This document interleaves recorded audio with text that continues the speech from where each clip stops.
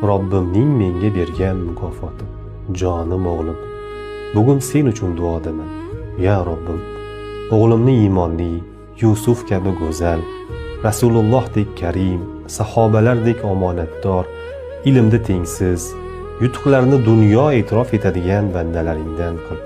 Qalbini Qur'on nuri bilan munavvar et.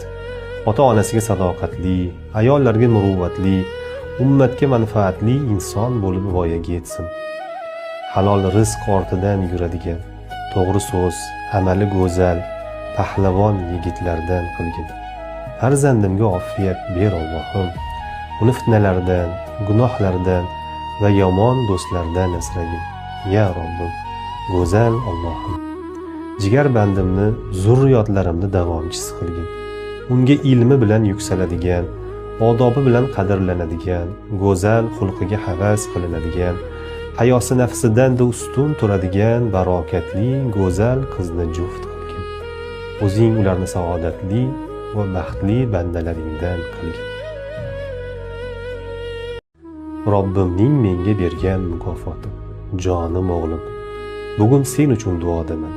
Ya Robbim, o'g'limni iymonli, Yusuf kabi go'zal, Rasulullohdek karim, sahobalardek omonatdor, ilmda tengsiz, yutuqlarini dunyo e'tirof etadigan bandalaringdan qil.